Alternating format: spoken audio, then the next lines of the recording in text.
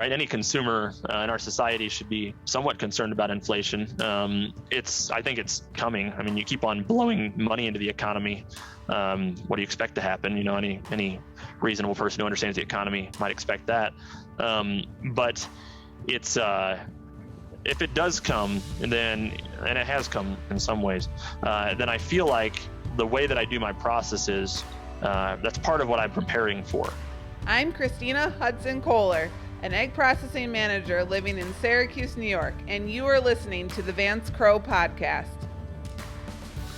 Welcome back to the podcast. I'm glad you're here. Today, I interview a man named Chad Fleck. Chad is raising 5 children. He's homeschooling them along with his wife. He also is doing modern homesteading. Now, there are a lot of people out in the audience that do this sort of thing, but Chad is a really interesting character. He has all these thoughts about the way children can be educated and how to do this and how to live out Christian values. And we have a wide-ranging conversation that stretches from education to the Industrial Revolution to just how to choose a church and what was important to him. This is a very interesting conversation, and I'm grateful to a former guest, Jeremy Lacoche, for sending Chad my way. We're going to get to that interview in just a moment, but if you've been wondering, hey, what should I do for the holiday season? All the news is telling me that there's going to be supply chain shortages and I'm not going to be able to get the gifts. You may want to consider doing a legacy interview. A legacy interview is where I will sit down with you or a loved one and do an interview. It's a private one where we can arrange the questions ahead of time, or I can just do free flowing. We will discover your values. We'll talk about family stories that you want to preserve and sort of make a time capsule that you'll be able to share with friends and family for as long as you have it. This has been one of those gifts that people have written me and said, if my house was burning down and I could only run in and grab one thing, this is the thing I would grab. I've been able to interview grandparents and children as young as 6 years old, and it's really been a fascinating thing. So if you're interested in signing up for one of these legacy interviews, I'm going to have some time in late November and early December to do a set of them. You can book one of these at store.articulate.ventures. I hope you'll check it out. And also, if you are enjoying a conversation with Chad, just know there are a lot of people like Chad in the Articulate Ventures network. This is a place that is away from the tragedy of the commons of things like Facebook and Twitter. It's a place where you can gather, ask questions about things you're seeing in the media, come to speaking gyms, have morning coffees that we do online, and just have a community of people that are living throughout the United States that want to share what they're doing to get better, talk about some of the things they're thinking about, and just really be the type of people that are interested in this show. So if you're a regular listener to this podcast, you might enjoy joining the Articulate Ventures network. You can do that by going to network.articulate.ventures. All right, without further ado, we're on to my interview with Mr. Chad Fleck. Chad Fleck, welcome to the podcast. Thanks, Vance. Glad to be here. It should be fun. You are a friend of one of the podcast's favorite guests, Jeremy Lacoche, and he has been poking me saying, hey, you got to have my friend Chad Fleck on. He is an interesting character, and as we've started chatting, I have a lot of questions for you. To start off, tell me a little bit about yourself. What do you do for work, and kind of where do you live? Yeah, I live in Eureka, Illinois, just right central Illinois between Peoria and Bloomington, if that gives everybody a frame of reference. And I work for a healthcare sharing group based out of Peoria for my day job. And I have a side hustle, as I'd call it, doing some small farming activities and going to farmers markets on weekends during the summer that I do with my family. I've got 5 kids, beautiful wife, and we homeschool our kids. And so that's part of their education in some sense, is that they work with us on the farm and then go with us to the farmers markets, and they make money off of that and learn how to manage their time and money and things like that. So it all kind of ties together in that sense, but that's kind of the high level of me. It's funny to think about homeschooling your kids in today's day and age, because 2 years ago, you would have been thought of as old-fashioned or kind of off the beaten path, and then all of a sudden, you are now probably at the leading edge of what a lot of people are thinking about doing with their kids. What made you decide to go down that path of homeschooling? Yeah, this is our 3rd year, so we were a little bit ahead of that curve. we had a number of friends that had done it, and some people that showed up in our church that were having good experiences with it. And so our oldest was in third grade in the local school system. And we had no problem with the local school system in any sense, specifically because of them. But he was falling behind a little bit in specifically math. And part of us thought we could do better. Like if we could give him more individual attention, where if you have, lots of kids in the same grade, it's hard to give people individual attention, kids individual attention like they might need. And that is proven to be true from this sense, because we brought him home, we started working with him on his math, and he's ahead. He was ahead very quickly of where he was in public school. So that's like just from an educational sense. But we also aim to put as much biblical doctrine into our kids' education as possible. And that's one of the biggest things for us. It's interesting to think about teaching math, right? There are a lot of people spend all their lives learning how to be math teachers and then implementing it. And then to think like, hey, two dedicated parents can take a kid that's falling behind and bring them to being accelerated. Did you have a curriculum you used? Did somebody sit there and show you, hey, this is what you need to be teaching your kids? How in the world did you set all that up? Yeah, there's a program we use called Teaching Textbooks, and it has a math component to it, or a math curriculum. And so really that's like, it's all kind of inclusive. Like we didn't actually have to do a lot. There's concepts that, I think everybody does math a certain way in their head, maybe the way they learned, or maybe the way that they came to figure it out themselves. And so there is an element of that as we go through the, learning a certain thing, long division or whatever it is, basic things at his grade at the time, at fourth grade or so. Then I could explain to him the way that I think my mind helps it to work in my head. And I do think that there's a genetic component a little bit maybe to how a child's brain might work with their parents' brain. And so there's a reason that I ended up learning, some of the weird ways that I do math in my head. And maybe that is how his mind works as well. That's just a theory, Oh, I believe that completely. So we've got, a 14-month-old, and you can already see, it's funny. I watch my child learn, how to sit and eat. And you start noticing that the urges that the child has, the things that they want, are no different than the exact urges that we as adults have. We've just learned how to tamp them down, how to control them, how to put them more socially appropriate. But I can just watch, I can feel the emotion building in her. And I'm like, I know exactly what's going on inside of you. And I have to imagine and really hope that there's a big genetic component, because my wife was an aerospace engineer. So I hope Violet picks up on that. Mm-hmm, mm-hmm. Well, great. Congratulations. That's early or soon enough, I suppose, to say that, congratulations for the child. It's good. Is that your only one? It is so far. Okay. We had a way late start. So for listeners that don't realize it, Chad actually lives in the town that I grew up in, and I became kind of an anywhere person. So I decided I wanted to go anywhere but here. And when I was away going to school and kind of doing the kind of get out into the world, there was this idea that you had all this time in the world to have children. So when I met my wife, we got married pretty quickly, but then just kind of kept waiting and thinking, oh, it'll be easier in the future. And now, we have one child. It was a long road to get here, and we hope we can have more. But it's a totally different thing than what's going on with you. You have 5 children. How old were you when you had your first? 23. We had been married for 3 years also. So my wife, the story I like to tell about how early we got married, my wife graduated high school on a Sunday, right? Like normally high schools do. And we got married on that Saturday of that week. Now, she had actually stopped going to school a semester early and started going to college, but she went back and walked in her graduation. But still, that's how old she was. And then we got, for a few years, we just established our relationship, and then we started having kids. So when you think back on that, now you have kids. They're not that far away from your wife's age when she got married. Do you still think, hey, that's a good decision, or how do you think about this? Yeah, absolutely. So here's the way what we experienced. Her and I both moved out of our parents' houses and in together. We never lived by ourselves like a lot of people do. And it's my observation from seeing other relationships over time, just anecdotally, that people, as they live by themselves, they establish their own set of ideals about silly things like how the dishwasher is loaded and how the clothes are folded and what you keep in stock, for food items and all these silly little things that don't actually matter. But they can cause like these minor friction points when you try to slam them together with somebody else later in life.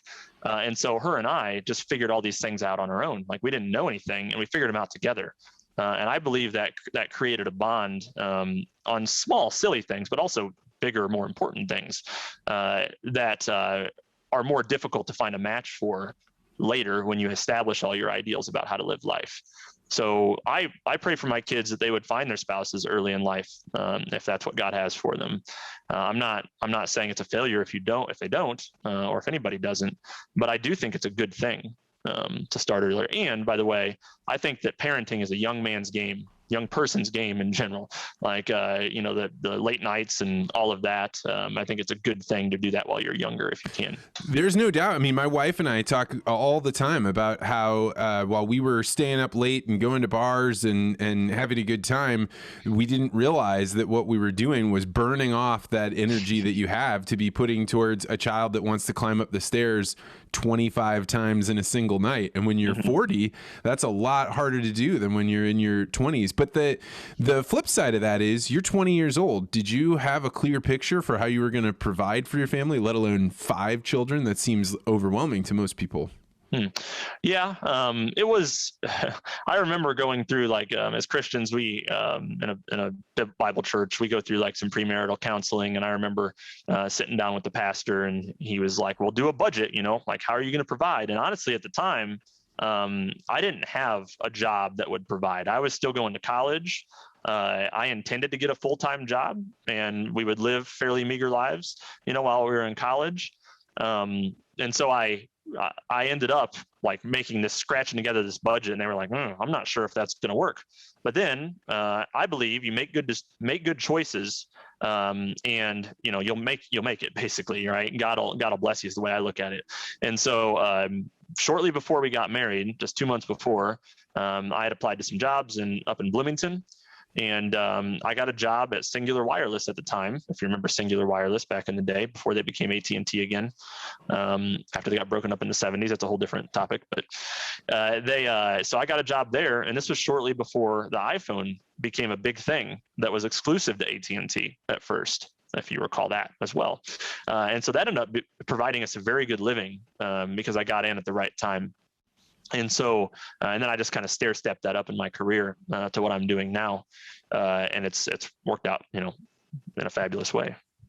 So let's go back to the schooling, because right now I'm in the process of trying to choose the first set of school that Violet goes to. And we're really fortunate just in the way that my job works and my wife's job work. We get to spend a lot of time with our daughter, but at some point there's times when both of us are going to work.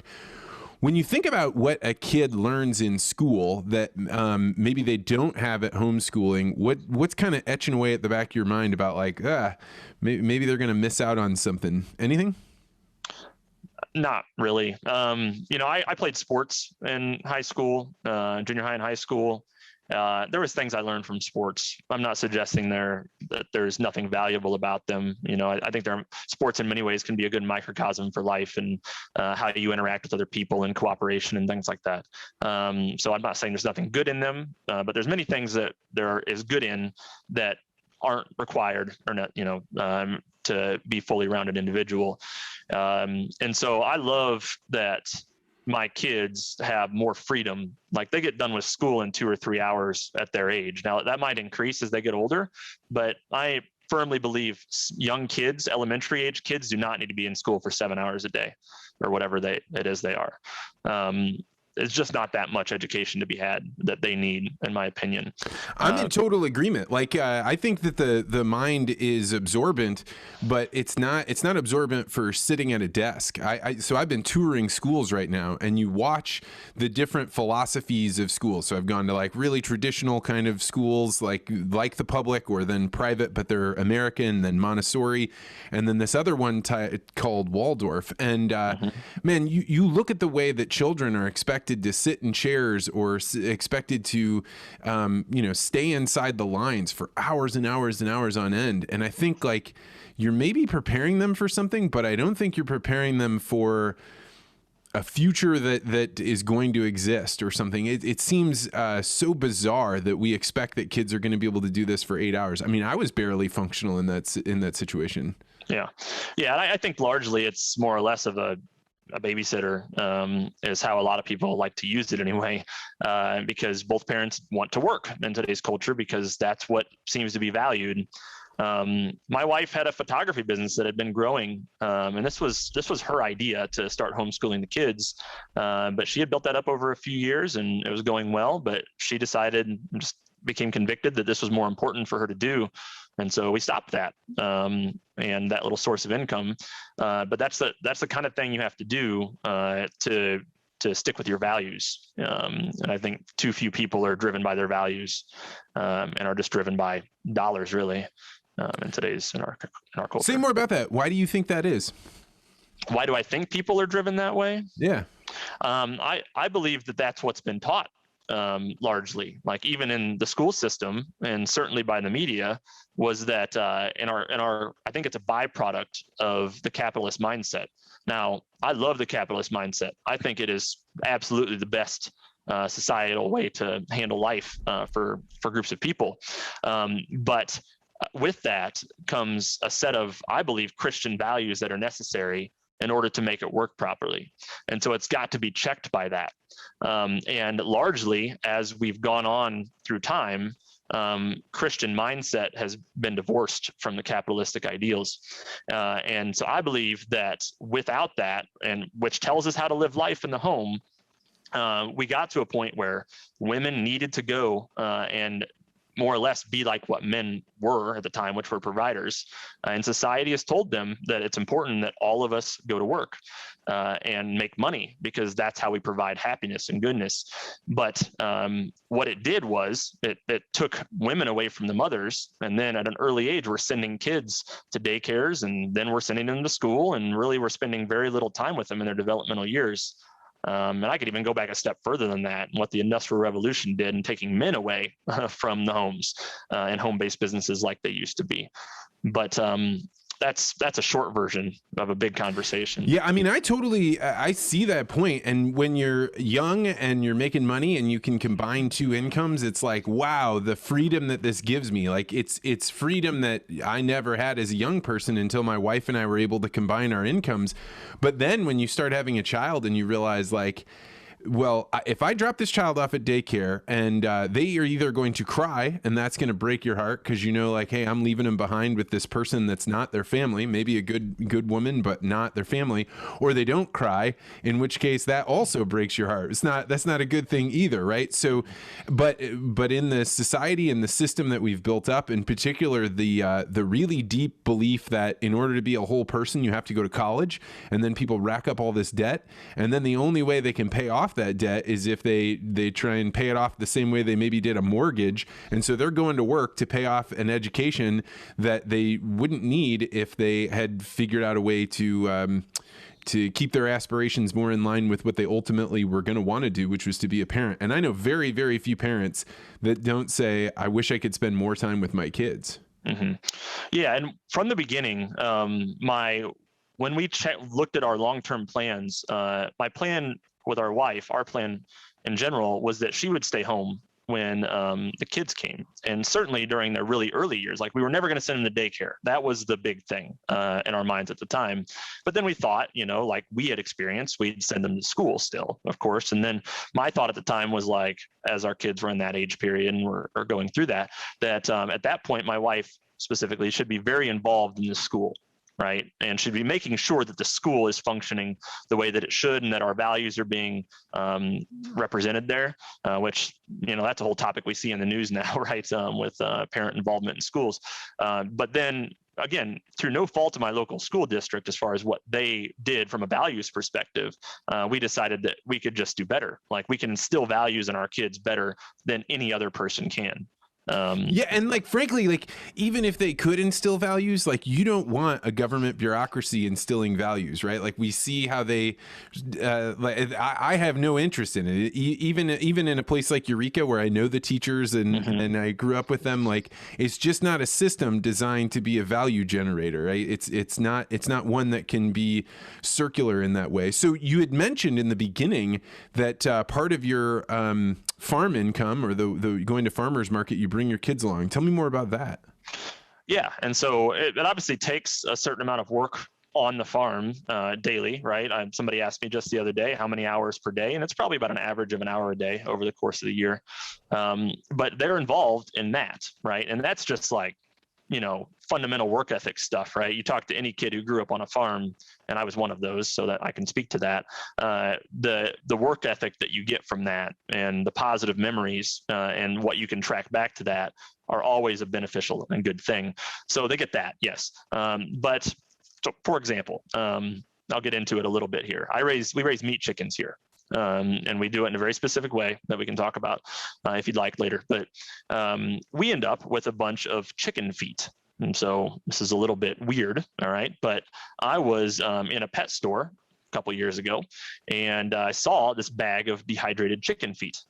And I thought, well, that is a byproduct that I'm not counting on right now that could generate some revenue, something interesting to take to the farmers markets. And so I looked up how to do it. It wasn't hard. I got a little $40 dehydrator used from somebody. And now my son takes the chicken feet. We get them from the processor. We take them to a professional processor, our chickens, and then they give us the feet all cleaned and bagged up. And then he takes it and he clips the nails off and he puts them in the dehydrator for a certain amount of time. And then he gets all the revenue that comes from the chicken feet. And so he sells them for $1 a piece, but we raised 1,000 meat chickens this year. And so there's potential for $2,000 of income for my 12, just turned 13-year-old, just by doing a little work and then going and actually trying to do some sales at the farmer's market. So that's an example of how we use the farm for some level of education, just real life, experience. Yeah, nothing's going to teach you more about mathematics, adding, subtracting, than counting your own money, and then you're going to get economics lessons, right, where you get to really quickly learn about inflation or keeping costs in line, all kinds of things, and just learning how to sell. Talking to people. Like I did sales for 10 years, and I'm of the belief that everybody should do sales for a little bit, if nothing else, so they can understand when they're being sold to. But it's good to know how to work with people in that way. And so my kids are getting to learn that at a pretty young age. What else is on your farm?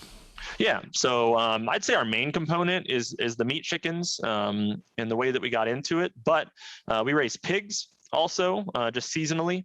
So we have pork products we raise Thanksgiving turkeys. That's the thing going right now. And egg layers. I've got about 150 egg layers. And we raise all these, we call it pastured. And so we raise them all on a rotational pastured basis. And this is kind of a bit of a movement that's happening in the... Oh, my listeners will be very, very familiar with this. They kind of Joel Salatin and kind of moving things around. Yeah, right. Certainly. Yep. So I use chicken tractors. I rotate my pigs around. The turkeys I just set loose on a pasture, but that's how I market and sell them, is through, calling them pasture raised, right? Access to grass. So, and then we have a cow, a milk cow for our purposes. So we get milk from our cow for our family's purposes. And when you interact with the world, how do people react to you now that they're finding out, hey, you're living this kind of, it's not quite off the grid. I don't know what you would call it, like modern homesteading or something. Homesteading, yeah. People are interested, because it's really just kind of a throwback to the way most of human history worked, with, of course, our modern twist, as in like we get our chickens, through the mail, right? For example. But it's really, I think about this a lot. Like, what did people do before the Industrial Revolution? Most of human history pretty much operated in a try not to die sort of mindset, right? So it was really just about finding food, or creating your own food. And there's a lot more small farmers, creating their own food out there. But the Industrial Revolution made it so we didn't have to, which I think has had some negative consequences as well. But people are usually quite interested to at least hear about it. Now, they might not be interested to the level that they're interested in buying things from us. But when I explain how I raise chickens at a farmer's market, then almost always people are interested to try it because they appreciate the story and the effort that it takes to do it in that way. Yeah, one of the things, so I lived in Kenya for a while, and I'm probably in one of the last generations that'll ever see huge populations of people living without electricity. But one of the things that you don't realize when you have electricity and you have your entire lives is our concept of time is so totally different because we have artificial light. So we have not only does the average person living in the city not have any connection with the weather, the only thing you care about with the weather is, oh, do I need to bring an umbrella or not? But you don't actually track how much rain you've gotten in a year. None of those things matter to you in the way they would have in a more agrarian life. But even probably far more profound is, hey, 6 o'clock rolls around and it starts getting dark out, or in Africa it was a little bit later than that, like 8 o'clock at night. The only thing you can do is spend time with other people talking, because it is so expensive to have flashlights with batteries, and reading with lanterns are really difficult. And certainly there are some major downsides to that. We really love light, but the upsides to it was I spent hours and hours and hours talking with people with no goal of like, hey, I'm going to talk with this person for an hour and then I'm going to go get on something else. And that thing, I think, has so profoundly changed the human experience that it's almost difficult to describe. If the closest you've ever come to that is maybe a day or two without electricity, it's nowhere close to the same. Yeah. And I think that the fact that just the internet being a thing, we have no idea how much that has affected our society. I mean, we look at the positives of it, and this is certainly one, being able to have a conversation like this, and then other people can watch and listen to it. But like the minute ways that this affects our society, I don't think we've even begun to understand. And that's the kind of thing you're touching on there. I mean, exactly. I was just playing with the idea that, we kind of have thought inflation right now, right? It used to be that if I wanted to send an idea to you, I had to get out a pen and write it down on a piece of paper, and I had to actually consciously spend money on getting that letter to you, and then the time that it would take for you to read and absorb, and you would see my penmanship and have that come back. Well, now it's so rare that you have handwritten letters that must fundamentally change how people absorb information back and forth, two people disagreeing, two people exploring an idea. And certainly you get way higher volume of information through because of the internet, but I don't know that the value of it is nearly as high. And I don't really know how to describe it other than this kind of thought inflation or communication inflation. Yeah, it's an interesting way to put it. Thought inflation. Yeah, because I think there's a lot of positives that have come. Really, I think it's all triggered from the Industrial Revolution. I'm going to keep on going back to that because it allowed really all that's happened. At least it was the major turning point. And there's good things about it for sure. But these are tools. So we've been what's been put in our hands. There's a very many series of tools, and many of us have grown up with those tools being developed. But how we use the tools is important, and it's hard for us to not use them the same way that everybody else is. But we have to consider what is negative about using these tools in the wrong way. It's kind of just a high general way to put it. So how do you think about allowing your children to interact with the internet in considering your homesteading world? Yeah, I struggle with that because there are useful things they can do with it. We certainly monitor and limit how much they can consume. But earlier you asked about what might they be missing when they don't go to a school, right? And this is kind of a weird twist that I realized later. We let them watch TV shows, just streaming different things, and we'll make sure that they're reasonable shows. But in those shows, there'll be worldly concepts that come up, and what is good about it and allowing them to consume some of these things is we'll be there, we'll hear it. They might ask a question even, and then we can actually have that discussion right then about what our values are in relation to that concept.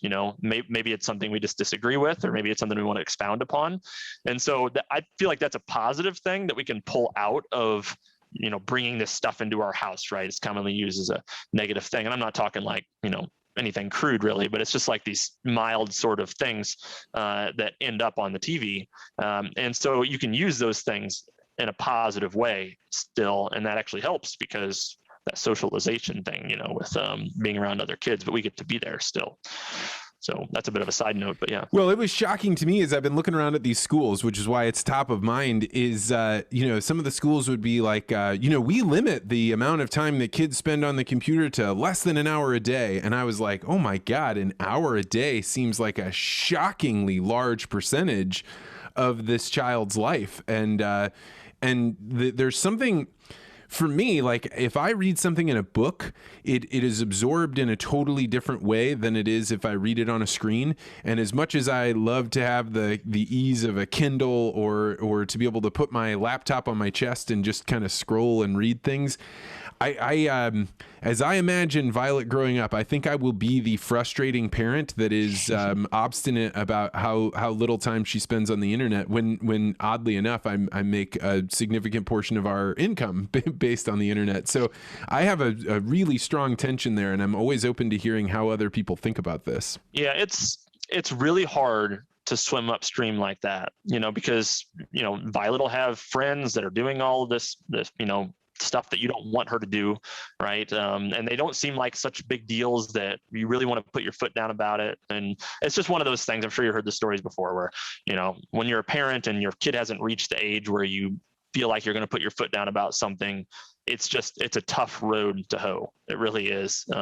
When all of their friends are doing this and people that you in your circles that you respect are doing something differently than you thought you would, then you tend to easily rationalize and lose your values that you thought you had. And it's just, I'm not saying that it's impossible, but it's just a tough place to be countercultural. It's hard. Do you have girls? Do you have daughters? Oh yeah. My oldest is a boy and the other 4 are girls. So how have you thought about things like Barbies and the Frozen movies? You get into things like Disney and the commercialism that's there, but kids loving it, really embracing it. How have you interacted with that? We haven't been like too strict on like limiting those things. Now, if there's different actual concepts in the show that are being brought up that we disagree with, then we'll be very careful about even showing them that show or movie. But again, it's like, watch the movie. We'll be right here. We'll probably watch it with you. And we might stop the movie and explain to you why this is a bad value. And so it's one of those things where we teach them our actual values. And I think this is where homeschoolers have a bad rap a little bit for being completely sheltered from society. And this is where I see us exposing them to society in a controlled way. So yeah, let's watch the Disney movie. And then I'm going to explain to you why this is not important, right? Maybe this, this dress and the way it fits, or makeup or hair, or whatever it is. I don't know. Those things we can explain in that situation using a sort of real world example, or at least the way it affects them. So that's my theory. First time I'm doing all this, right? So that's what I think, but I don't know for sure. It's funny because I'm definitely the person that was experienced, went out and became worldly, and now that I see the value of childhood. And somebody I had on here one time, a guy named Yosha Bach, who's an artificial intelligence researcher. So it's funny that it would be him of all people that would explain to me the concept that the Garden of Eden is childhood, right? It is the period where the wall is around you, you're learning all the names of the animals. It's a metaphor for the parents trying to keep their children in this space where they can be children and they don't have to know about the worldly things that are going on. And I see that now and want it so deeply for my child, at least for some period. And then you have to get ready and prepare them like you are, but the more that they get exposed to things like farmers markets and interacting with people people. But for right now, I'm in the phase of I am building the Garden of Eden, and what can I do to improve that? So I'm fascinated with the idea of the raising of animals. It's not going to be something in my future, I don't think, but I think it is a hell of a good path. Yeah, and the main thing I'd want to encourage to people, most people who might see this, is maybe you don't see yourself raising your own animals, which I think is fine. But I would encourage you to support the people that do. Find a local small farmer and try to support what they're doing. You talked about supply chain earlier. We saw that in about a year and a half ago, right? We saw when all the lockdowns happened, the meat packing plants, specifically the meat processing facilities, shut down for a bit, and it caused this wrinkle. And it really showed how fragile our ecosystem is for supply chain. And that helped me tremendously, honestly, because a lot of people had to turn to the local farmers. And I gained a customer base and a following out of that, largely because I think that some people were seeing the benefit of supporting a small farmer, because that might happen again. And it's not hard to see it happening again when we just saw it recently. It's almost certain. I mean, like we have had egg producers come on that have said, hey, we can't get our the egg cartons, and something as simple as a part that is what makes the egg cartons work could keep thousands and thousands of people from being able to get eggs, because if you don't have egg cartons, you can't deliver eggs. And pigs and cows, we've had them all on there, and I think that is definitely a take-home message. I know that for Annie and I, many of the things we buy are that way. And now that I have Violet and I am hyper concerned with what she eats, we'll just keep going in that path. And I think that one of the good things that comes from the internet is the ability to find farmers like that, right? You don't just have to go to the farmer's market. You can go online. People can direct you to that. So I'm right. How big of a percentage of your income, I don't need to know numbers, but like how much do you derive from doing this work with the farmer's market? I don't rely on any of the farm income. And you said farmer's market. I have a website and I drive sales that way. The farmer's market is really just about gaining the customer base, because I really want people to come to my farm to get stuff, right? And so it's really just like I'm in year 4 or 5 of it, 4, and so it's really right now just like reinvesting in the infrastructure, and I don't consider any of that to be income. So you mentioned, we talked about supply chain before the show got started. Are you seeing things that are more difficult to get right now? You're trying to reinvest it into the farm. Can you get everything you need? Well, I was careful. So for example, I wanted to build an egg mobile, they're called. Maybe you've come across this concept. Oh, sure. Yep. Yeah. And so I try to find things that had like a little bit of upward, structure on it already, let's say, but usually you just buy a trailer and then you build an egg coop on it. And the idea is you can drag the egg coop around your pasture, and then you can distribute the manure that way. And there's benefits to it. But I wanted to do that, but I knew lumber prices were so high because of the lockdowns and what that did to everything. And so I didn't want to spend any money on lumber. And so I ended up finding on Facebook Marketplace, which is a wonderful tool for finding stuff like this. I ended up finding a structure that some high school kids had built to hang out in at one point during the lockdowns, actually. And it was basically like a redneck camper is the way they called it. But I was able to modify that, buy no lumber, and invest very little in it, use some stuff that I collected, and I got my egg mobile put together without having to be impacted by the supply chain. But it did impact me in that it's not as nice as I would like it to be. I might have to tear it apart and do it better later. But that's the kind of effect it's had on me, is really just like having to scrap things together to make it worthwhile for me to do.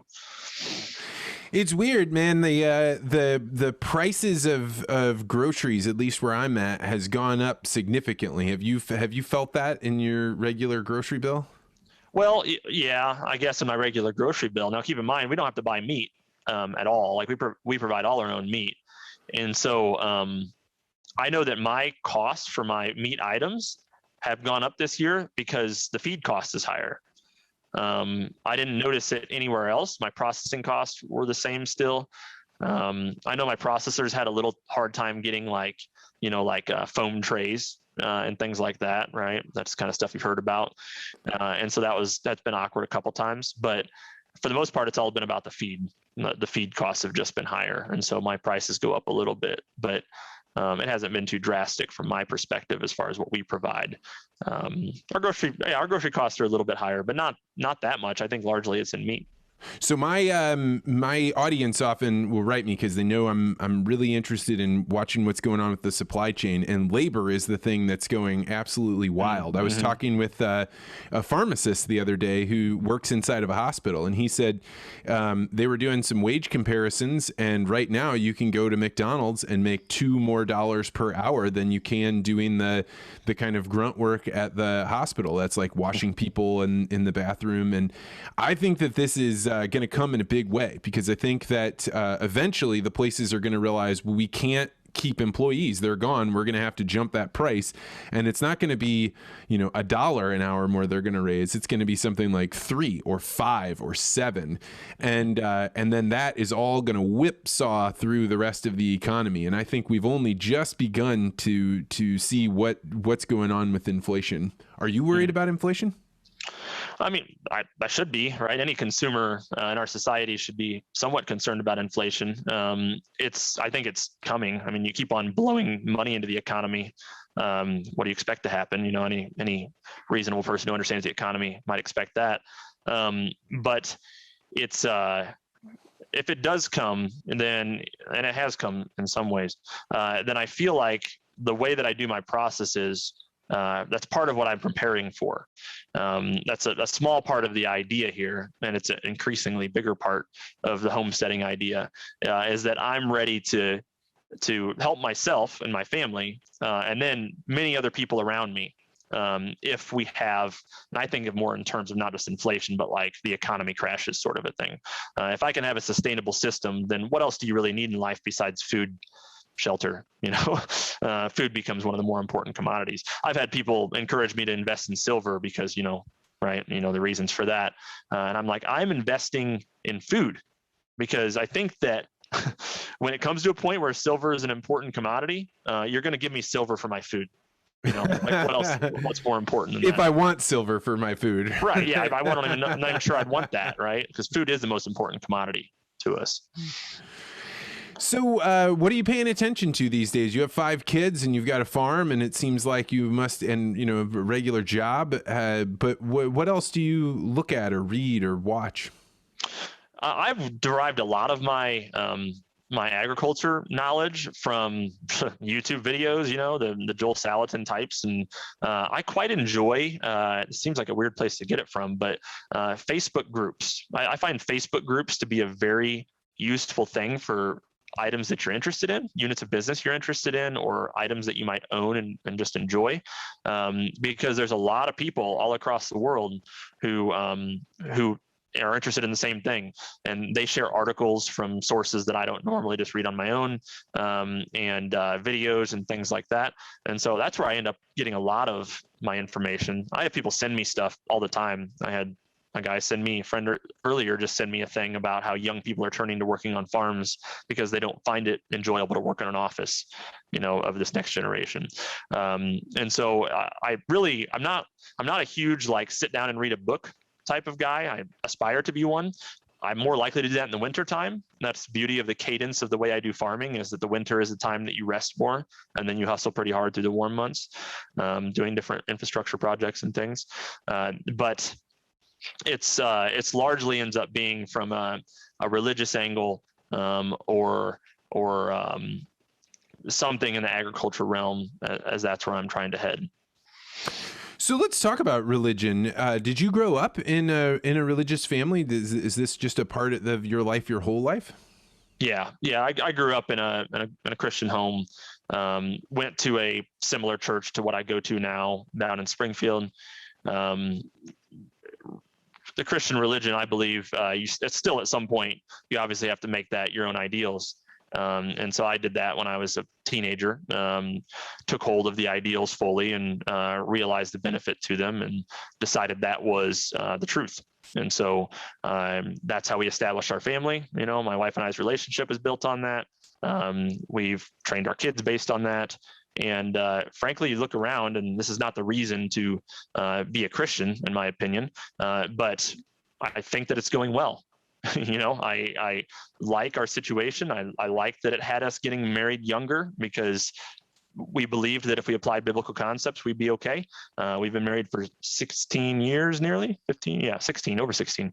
And we've got the 5 kids, and they're good, well-behaved kids. They're learning well, all of these things. And so it's a good way to live life, is one way to see it. I mean, it sounds like it. It sounds like you have quite a testament here of what a lot of people are searching for. We talk about a lot about on this podcast, somewhere and anywhere people. And so the anywhere people are like me, or at least what I was, right? They say, I just want to go anywhere so I can see what's going on in the world. I can have this kind of cosmopolitan life. I can eat at interesting restaurants. And you have somewhere people that say, I don't, the reason I'm going to stay where I'm at is because, or find a community and grow roots down deep, is because it doesn't need to have all these things. But what I like are the relationships. I like the values of the community. And I think for a long time, there had been this kind of universal expansion towards anywhere people, but you see something happen like COVID, and it feels like there's a pull towards somewhere, but it's not exactly easy to just uproot your anywhere life and then start to try and build it into a somewhere life. Yeah. I'll give you an example about the way I see the values playing out. Specifically, we talked earlier about like how early you have kids. And this is something that I think is very unique to now in the history of the world. My wife's grandparents got married young and had kids young. And then my wife's parents did the same. And then we did the same. And so my son tomorrow is going out with his great grandpa to help him with his job, like just to be with him. And so my son gets to learn from his great grandfather. And there's a shot actually at some of my kids or kids in our family being able to meet their great grandparents. There's potential for that. And never has that been possible before. Now, that might just seem like this sort of nice to have sort of thing, but for my kids to be able to learn from that generation, I think is wildly impactful in ways that we don't even understand fully. I just see it as a very good and valuable thing.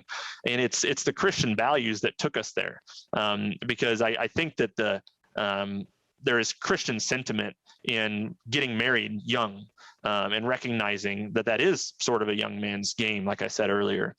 And it's not mandated, but I think it's allowed for, right? And our culture doesn't necessarily allow for that. It doesn't seem to anyway. And so it seems more likely in our circles. And that cadence, what happened there, allowed for what we've ended up with here. And I think it's just an amazing thing. It's one of my favorite things to watch in life. That's extraordinary, man. That actually warms my heart. That's something that your family can only do if they are successful at transferring those memes from one generation to the next to the next. And without that memetic propagation, you don't have it. And I would say most people, their family is usually just as small as parents and kids, or parents, kids, and grandparents, and that's it. In my family, that's certainly the case. That my parents are in their 70s, and so it's very it's unlikely that there will be great grandchildren. But my wife's parents, you see the value of being able to introduce Violet to her great grandfather, for her to be able to be held by him, for him to be able to, tell stories. And as long as he's around, he's able to jump that information around. It's not a game of telephone about what great granddad used to do. It's direct memetic propagation.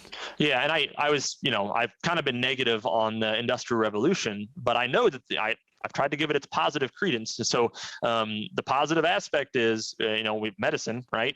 And the fact and just knowledge of the human body. And so that's why it's a unique thing now, is because people are living long enough to be able to do that. But it's still somewhat rare, because our culture has started to tell people, because we live longer, we don't need to have kids very soon, right? So, enjoy your younger years, right? And so, but if you apply what I believe is basically Christian values, you have kids early, you end up with this like beautiful thing that isn't guaranteed by any means, but it's just the way it's worked out for us. And like I said, it's one of my favorite things to watch in life. So tell me about, in Eureka, I used to always tell people when I was out in the world that it was a town of 4,500 people. And at the time, I think it had something like 13 churches. It wasn't what, it isn't, do you go to church? It was which church do you go to? Right. How did you guys choose the one that you attend now?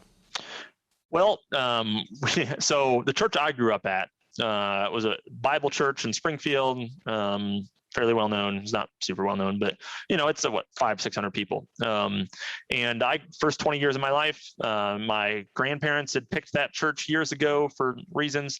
And so that was, generational church that I had grown up going to. We believed there in rather strict biblical interpretation. And so consider that to be like not rooted in tradition, but rooted in what the Bible tells us and how to live.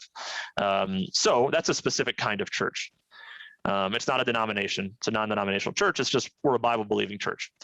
So when I actually met my wife, oddly enough, in California, even though she was from Eureka and I was from Springfield, at a youth group church conference, basically. And so it was like-minded churches. She happened to be going to that youth group from the church that we attend now. So really, it was kind of an easy step over to this like-minded church. Even though her family didn't attend there, they do now, but they didn't attend there at the time. We went to a couple other churches and kind of like tried to feel out what would be appropriate for us. But we ended up back in that sister church, basically, of the church I had grown up in. And when you think about the future and you see this kind of, we've been talking about the expansion and the contraction and people you talked about people wanting to work on farms. And do you view that the Christian church is going to be growing in the next few, months, years? Or do you think this is something that is going to go down? I am less concerned with the quantity of people that go to church, and I'm more concerned with the quality of the people that go. And so I think interesting thing about, you mentioned like McDonald's earlier and fast food. You think of McDonald's and like you think of seeing them everywhere. And I heard this pointed out at one point. There's something like 35 or 40,000 McDonald's in America. So you mentioned earlier that Eureka has, 13, I've counted 15 or 16 churches more recently. So what does that tell you? Like, how many churches do you think there are in America if there's 35,000 McDonald's, right? There's hundreds of thousands of churches, but I don't think that our cultural values, the way that I see them, in the ways that we can, reflect that there's that many good churches that are teaching actual good biblical living. And so I believe that what we've seen with the lockdowns and sort of the frowning upon Christians in the media and politically, I think that we're coming to a point where there will be some level of persecution, and we'll have less people in the churches, but better quality coming out of the churches. That's a fascinating answer.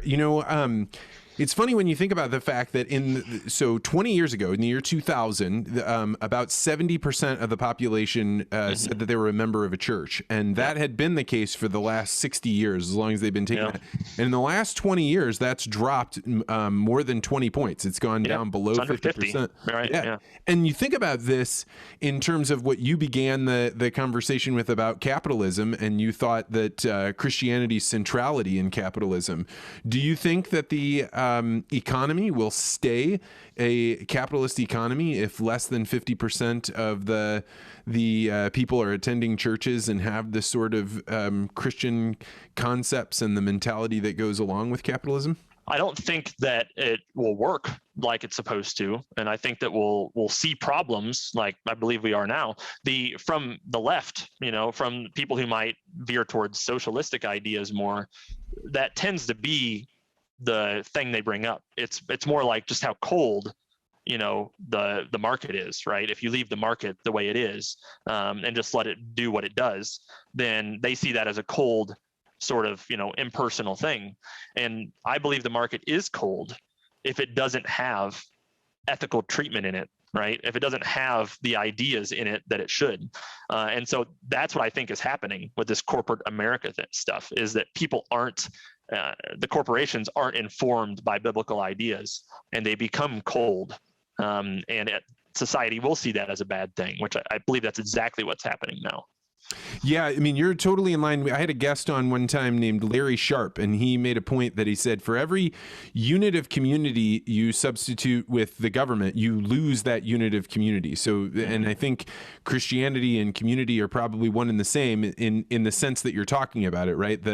If you make it so the government steps in and runs something, education or healthcare or anything, roads, bridges, right? For every time you make it so that the community is not the group of people that are coming together, and you outsource it to a cold bureaucracy, that coldness stays forever. That bureaucracy never just kind of goes away and gets returned to the community. Mm-hmm. Yeah, absolutely. And I don't think that there's any, it's easy to think in utopian concepts when you talk about, society and the way it should organize. And I think in a perfect world, honestly, like I'd rather there be no public school system. But I know that's not reasonable right now. You can't just take away the public school system right now. I know people that are involved with it closely, and I know the type of kids that need help there. And so it's impossible to just go to this new system from where we're at right now without just like establishing a new country somewhere, right? But it's still important to recognize what is right and what is good to try to work your way back towards that, and that has to happen at the local level that you alluded to there. I mean, I think it is definitely closer today to being able to be eliminated than it ever has been before. I also agree with you that it's unlikely that it will, but I think when people saw just how much their children were getting educated, when they finally were watching them do these Zoom classes and seeing like what was expected of them, there were a lot of people. I know I heard from many people that had been like, I thought my job as a parent was to get them into school, and then school would take care of it, and then I'd be done. And then being forced every single day to listen to the teacher talk with these children, and to have these absurd Zoom classes that they were having. And I'm sure there were some that were great. I'm sure there's somebody sitting here being like, Vance is totally off, that's not right. But I know a lot of people that said, I realized I was making a really serious mistake with my child's education and the amount of time they were spending at this place, because I was in the classroom with them. So I think there's more vulnerability to that system than there's ever been before. Mm-hmm. Yeah, the fundamental idea of bringing one teacher with 30 kids, I think we should question whether that's a good idea or not.